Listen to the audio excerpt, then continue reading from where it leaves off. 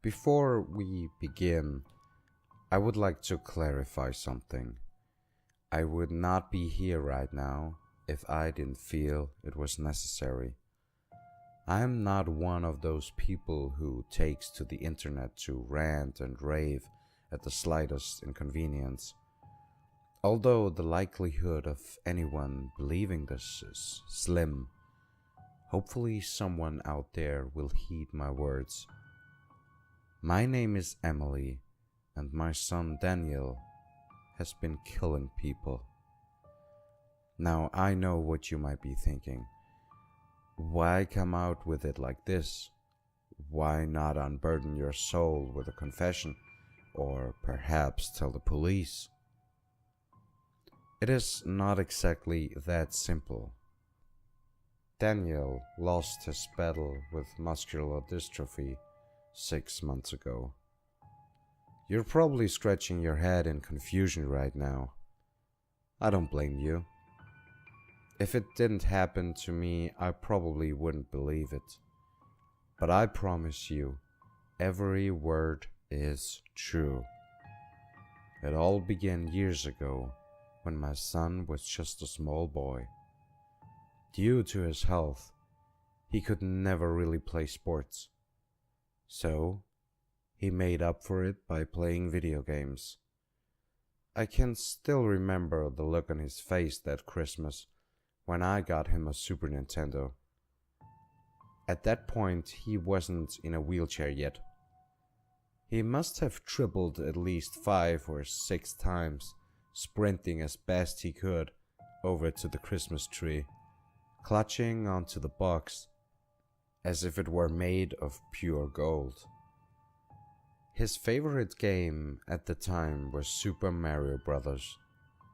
He would come home from school, get his homework done as fast as he could, and rush into his room, eager to get lost in the world of the game. Maybe he played a little too much, but I knew he was safe in his room, and it kept him occupied while I made dinner or did some other manual housework. The only real trouble he gave me was when it was time to eat. "Just 5 more minutes, Mommy," he would beg. As Daniel matured, so did his taste in video games. By the time he was in his teens, gone were the days of Super Mario. He had upgraded to Xbox and PlayStation. When he was younger, I played with him from time to time, but our co-op adventures faded into a distant memory. These new consoles were a bit too complex for me to fully grasp. Super Nintendo was simple. A power switch, a reset button, and a simple controller. There was so much more to it now. It wasn't just that though. I could deal with the learning curve if it weren't for the fact that the level of violence in some of newer games was downright repulsive. That Grand Theft Auto game was probably the worst. I'll never understand the satisfaction one gets from sleeping with a prostitute, only to beat her to a pulp and take back your money a mere few seconds later. Really bizarre. Unfortunately for Daniel, the older he got, the worse his muscular dystrophy got.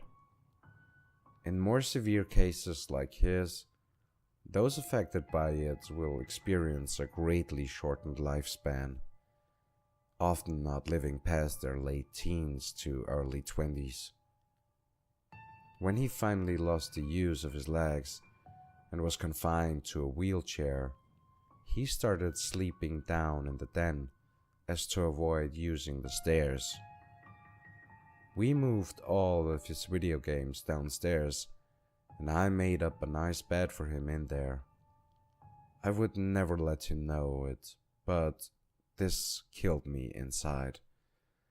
I can't begin to tell you how many mornings I dreaded coming downstairs. There was one recurring nightmare I'd have all the time. I'd come downstairs to make breakfast and find Daniel dead. It was a nightmare that I'd sadly have to live out sooner rather than later. As much as I didn't want to leave my boy's side, desperate to spend every last minute with him until the bitter end, it was important to maintain normalcy as much as humanly possible, and that meant keeping him enrolled in school. Looking back on it, I'm sad to say that may have hurt him more than it helped him. They say kids can be cruel, but they got it all wrong. Angry, bitter teenagers are far worse. Daniel, standing out from the rest of his classmates because of his wheelchair, fell casualty to the school tough guys. Oh, how I loathed them. There was one in particular though, one worse than the others, Nick Herter.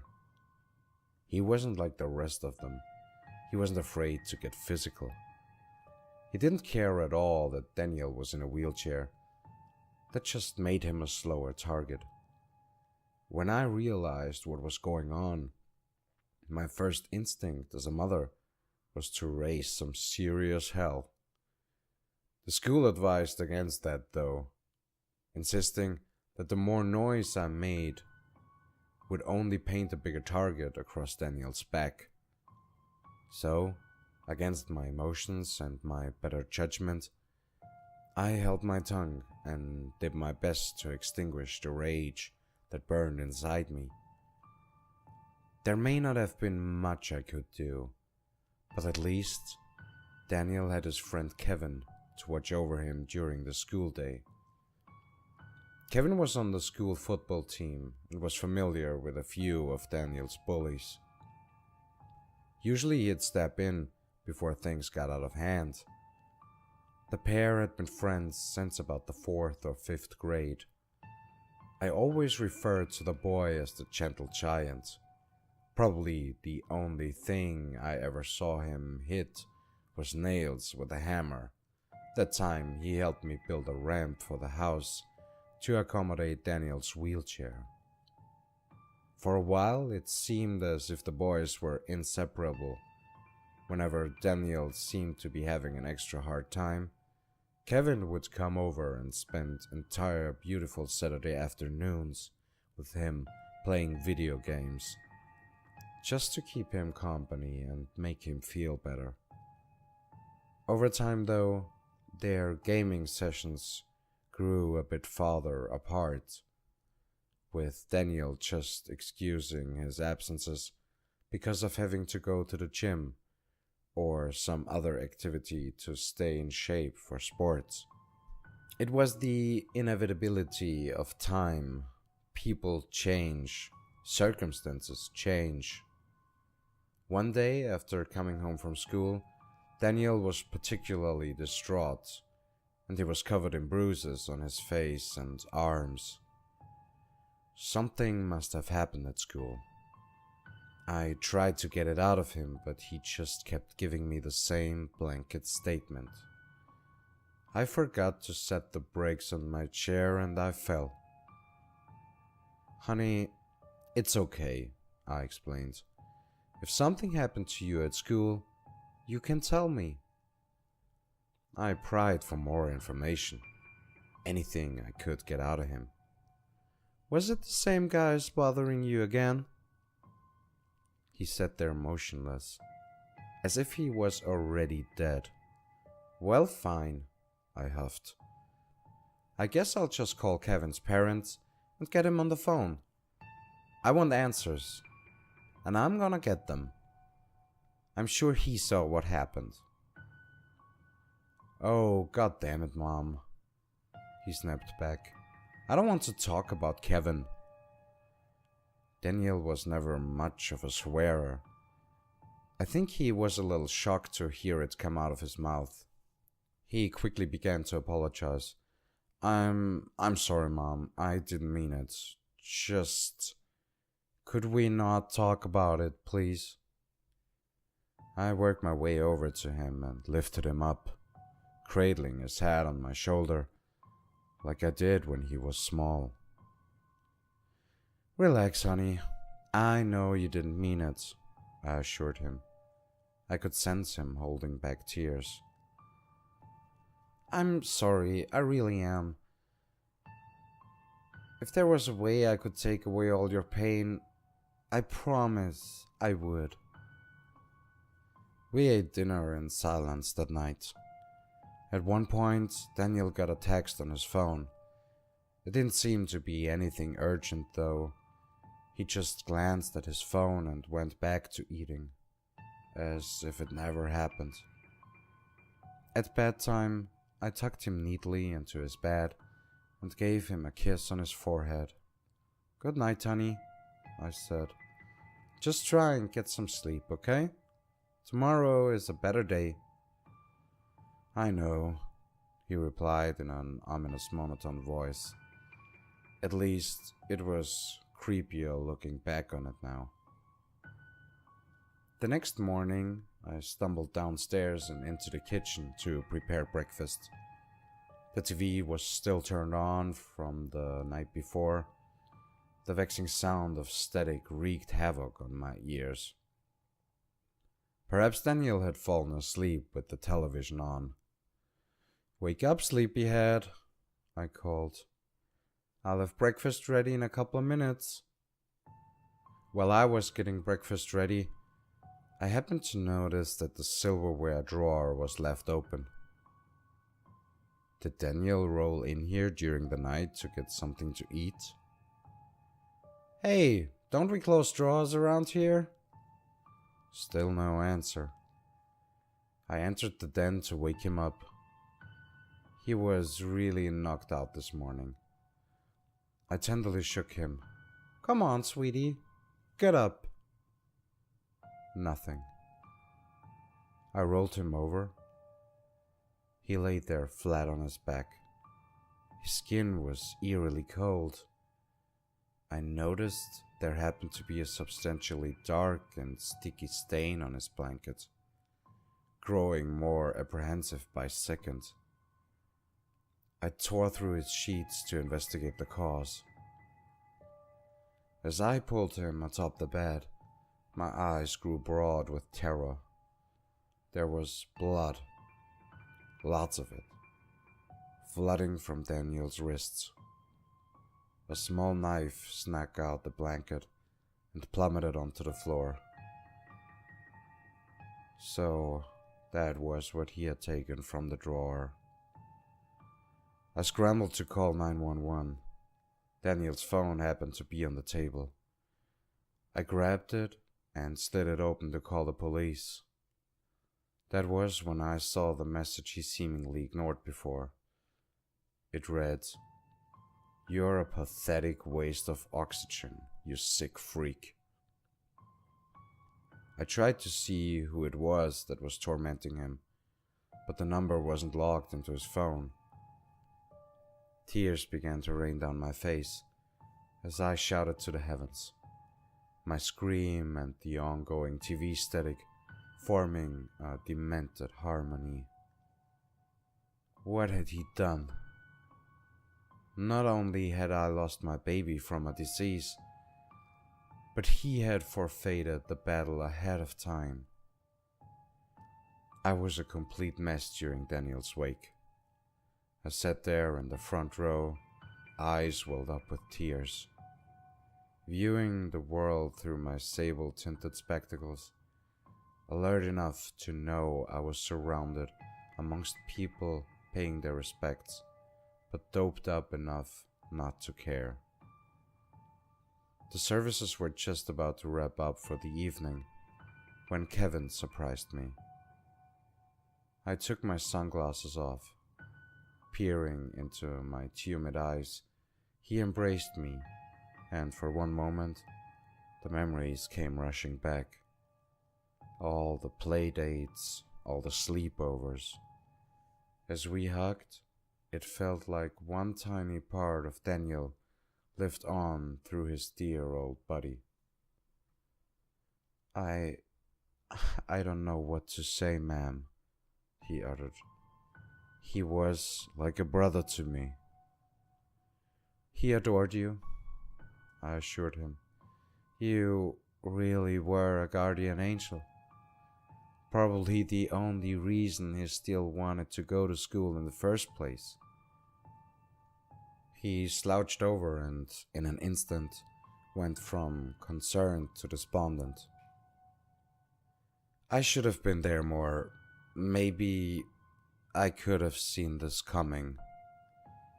His deep, drawn-out breaths bore the weight of the guilt entombing his soul. Don't ever blame yourself, sweetie. No one could have seen this coming. He leaned over and whispered, as if he was being watched.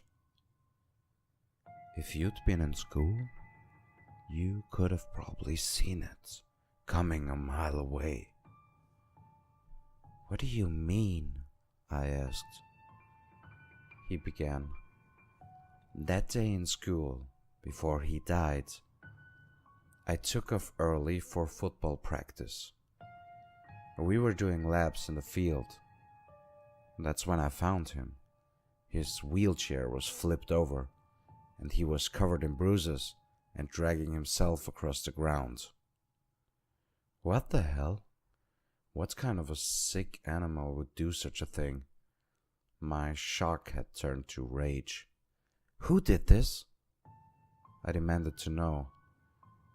Was it those same miserable bastards always bothering him? If I had to guess, explained Kevin. But no one was around when I found him, though, and he refused to talk about it. He demanded I get him back into his chair and send him on his way. This explained a lot. If only Daniel had opened up to me about it, we may not have been laying him to rest now. The first couple of months after he died was probably the worst time of my life.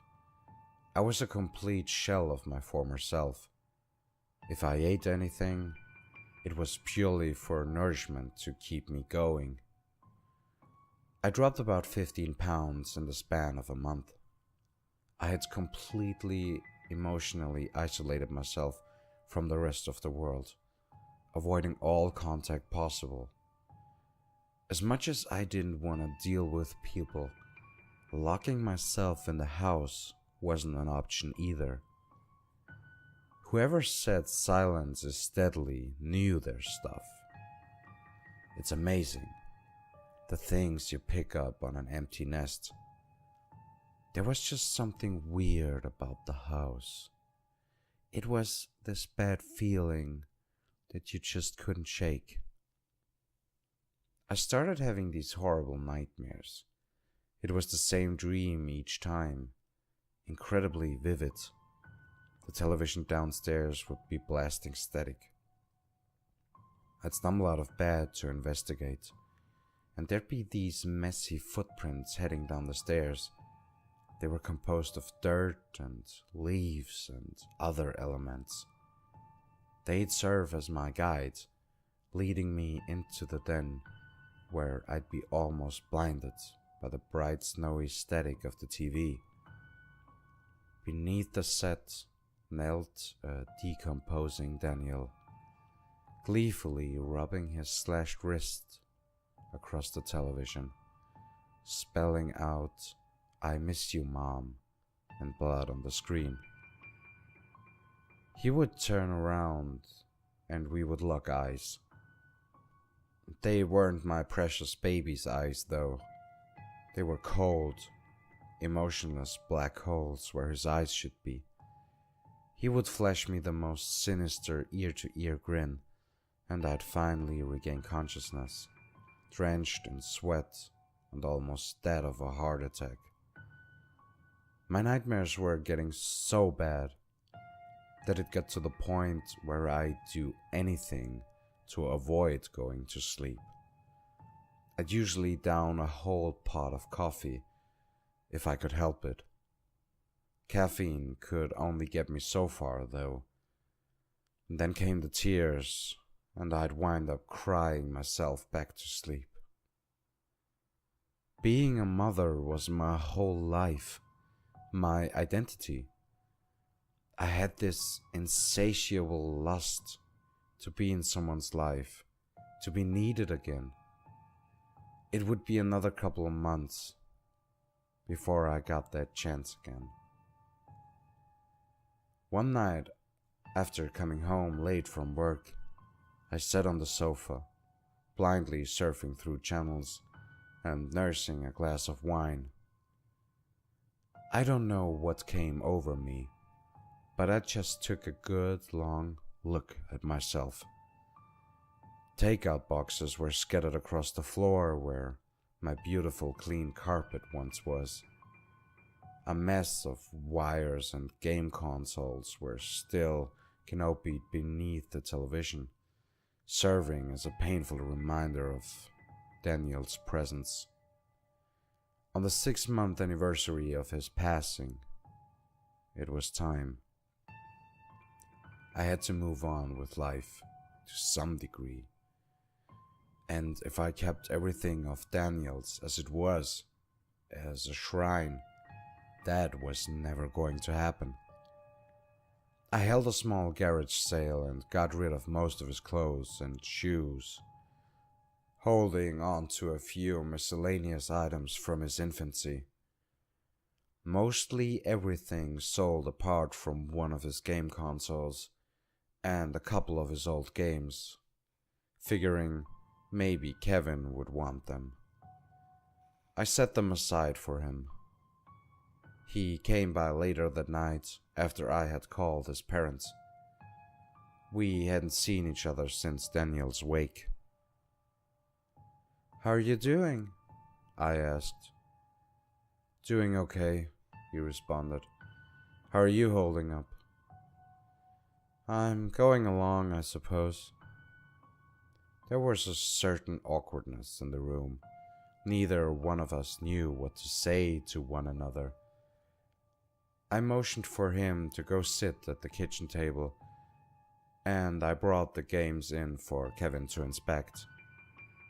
There wasn't quite the same glee in his eye as Daniel had when getting a new video game, but I could tell he knew his stuff when it came to this sort of thing. He sifted through some cables and plugs and asked, "Mind if I plug this in?" It was a reasonable request. The console hadn't been played with in so long, and it was full of dust. For all I knew, it was as good as scrap. We took it into the den and sat down next to each other. After a couple minutes of fidgeting with some cables, the game console was up and running. Kevin selected a game and inspected it closely. "This one looks like it's scratched a little," he observed. "I wonder if it'll play." "Only one way to find out." He slid the disc in. After a couple of seconds, a loading screen appeared. His eyes lit up as the game had started. I probably hadn't seen a smile like that since Daniel first got the game. Even though this was supposed to be a temporary test run, he seemed to be getting engrossed in the game. I offered to make him a sandwich while he tried the game out, but he declined. "It's okay, ma'am. Really, don't trouble yourself," he insisted. "And as a matter of fact, while you're sitting here, you want to see something cool?" "Okay, sure, I suppose," I answered. He pulled out a headset from amongst Daniel's things and handed it to me. "This game has online multiplayer," he explained. Daniel always bragged about how good he was at this one. I saw right through him. He could tell I was still upset and was trying to cheer me by bringing back a pleasant memory. I was gonna save up money and get it myself so we could play together. Unfortunately, it didn't work out like that. he continued before I could interrupt. Come on, why don't you play a game? Daniel once said you used to play. It'll be fun. Me? Playing a video game? The last time I did that, you still blew in the cartridges to make them work. I grabbed the controller with anticipation. Okay, so what do I do? I stared ahead the screen. My character was some kind of soldier in a field. At least I'll call him a soldier. Who else carries a big machine gun? He explained. Well, you're the red team. Anyone who has a red name over their heads is on your side. Gotta kill the blue team. You press X to fire the gun. In the beginning, I didn't think I was going to enjoy it much, but about 20 minutes into, I could understand why this might be addicting to some. Playing the game myself really shed some light onto Daniel's obsession. In reality, he was stuck in a wheelchair and in constant agony. In the world of this game, none of that mattered. You could run and jump in and out of explosions, shoot bad guys. It was quite a break from the mundane. Apart from the preteen boys shouting at each other, this wasn't half bad. Suddenly, a voice coming from the headset startled me. This time, the swearing seemed to be directed towards me. Hey, asshole! I thought you were dead. Excuse me? I stammered. I'm just doing good at the game, I guess. Beginner's luck. They just had a funeral for you not too long ago, he continued. I'm sure of it. His username flashed across the upper right section of the screen each time he spoke. Bring the Hurt 2K18. Kevin removed the headset from over me and exchanged some unpleasantries with this mystery man. Kevin apologized. Sorry you had to hear that. That was a friend of Daniel and mine. He just wasn't expecting to see the gamer tag again. He didn't know who he was talking to. Something was fishy. He wouldn't look me in the eyes. Within an instant, he went from friendly and playful, enjoying the game with me, to clammy and pale, quiet as a mouse. I thought to myself for a moment, bring on the Hurt 2K18. Bring on the Hurt. The Hurt? That's Nick Hurter on the end, isn't it? I screeched. He must have heard me through the headset. You know who it is, baby. Sup? Oh, how I wished at that moment I could have pulled the smug little bastard through the television. I was ready to smash the game system, just to turn it off and not hear from that kid ever again. When suddenly another voice chimed in. It was a voice that for some reason only I could hear. Just 5 more minutes, Mommy. Come on, just 5 more minutes. That was Daniel's voice. His voice as a child. It was the same high-pitched bleating I used to hear when he was a small boy and I had to pry him away from these damn video games. I'm so sorry about this. I really am, Kevin apologized. You know what? It's getting late. Thanks very much. I'll just pack this up and take off. Don't worry about it, honey. It's fine. I desperately tried to keep calm. If I wasn't stuck to my seat before, I was now. That was my baby's voice coming from that headset, and I had to try and hear it again. Kevin breathed a sigh of relief. Oh, okay, if you say so, but I really do have to take off now. You know what? Just give me 5 more minutes. Oh god, I was starting to sound like my son now. I'm not gonna yell at the young man or anything. No drama. I promise. Let's just finish the game. He glanced at his cell phone. You know what? You just go nuts and enjoy the game. I'll pick it up from you tomorrow. Thank you for letting me have it. No problem, sweetie. I stood up and gave him a hug. Thanks for showing me how this thing works. He let himself out while I returned to the game. I called out to Daniel, trying to get him to speak again. Sweetie, talk to me. Are you there? Yeah, I'm here, baby. What you need? His honeyed words made me sick. He thought I was talking to him. Joke all you want, I snapped back at him. I saw your text to my son. Had you chosen your words a little bit differently, I'd be pressing charges against you right now, not playing games. What are you talking about? His sarcastic chuckle was broken up by a deep cough. I couldn't stand to be around him during the day. You really think I'd waste my data messaging him? His coughing became profounder. Suddenly, his character stopped moving. I was actually able to land a couple of kills to his character.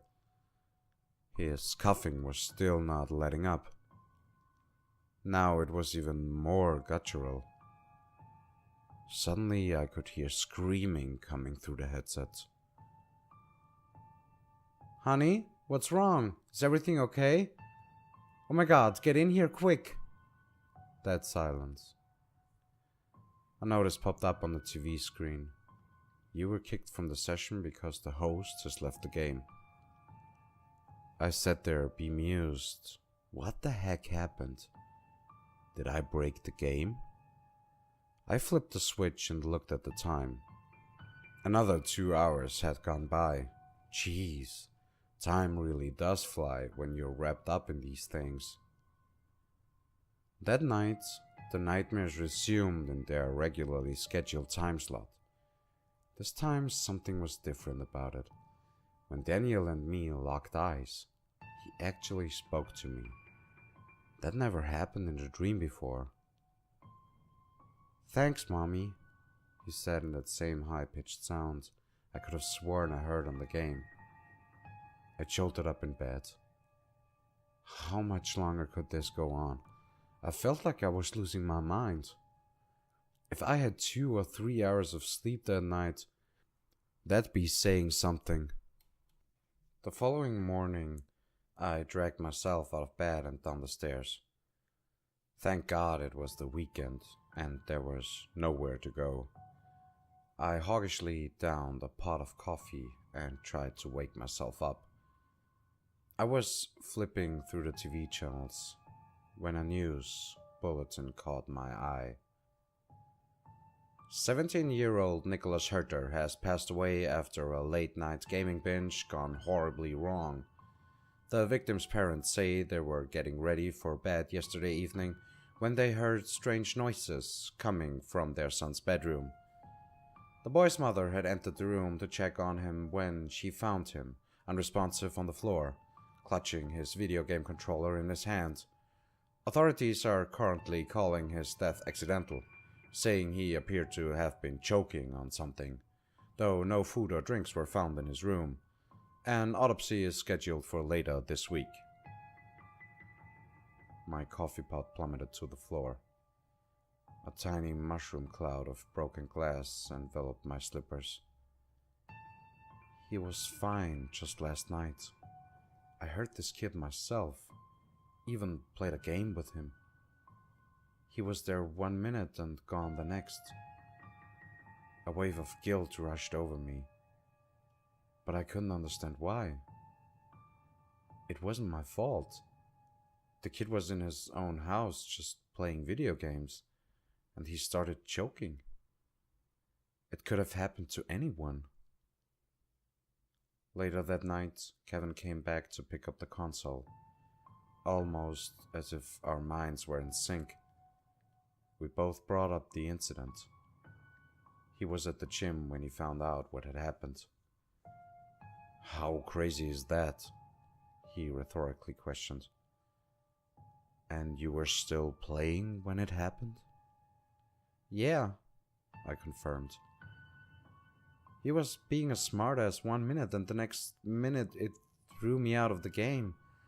I thought it was broken at first or something. He pressed on with questions. And it just happened all of a sudden? He didn't seem sick or upset or something? Not at all, I explained. If we would have turned the game off that first time you wanted to leave, I would have never caught it. What a difference that few extra minutes made, huh? The memory of Daniel's voice coming through on the headset suddenly came flooding back to me. Just 5 more minutes, Mommy. I became very shaky and short of breath all of a sudden. A concerned gaze overcame Kevin's face. Is something wrong? You okay? Oh, yes, I assured him. I'm just tired. I haven't been sleeping too well. Nightmares? He asked. That was certainly a lucky guess. Well, actually, yes. What makes you say that? I asked as I stood up to go retrieve my phone in the other room. I didn't sleep too well last night myself. To tell you the truth, I was thinking about Daniel. Well, it's been a while since you've been around, I said from the other room. Maybe coming back just triggered some old memories. I was about to enter the kitchen when I caught a quick glance at the clock in the den. It was just about dinner time. Are you hungry? Have you eaten? Why don't you stay a little while? I'll order something. Accidentally, I pressed the send button on the phone. It began to ring, and, miraculously, Kevin's phone began ringing almost at the same time. Hello? Hello? Kevin's voice began echoing both from the kitchen and from the phone. I never had Kevin's number in my phone. Not his cell phone, anyway. I turned it over when I realized I was holding Daniel's phone, not mine. I must have grabbed it off the table by mistake. I still kept it running so I could hear him talk through his voicemail. He never left me any voice messages, only texts. I went to hang up the phone when I stopped dead in my tracks. I had accidentally opened one of Daniel's old text messages, and it must have dialed the number. You're a pathetic waste of oxygen, you sick freak. I entered my kitchen and Kevin and me locked eyes. I suddenly heard a familiar voice again. Just 5 more minutes, Mommy. The next thing I knew, everything went black. And here I am now, writing this letter. Looking at all this blood I have on my shirt, I'm afraid of what I'll find if I go downstairs. Just 5 more minutes, and I'll go check. That is all. Just 5 more minutes, Mommy.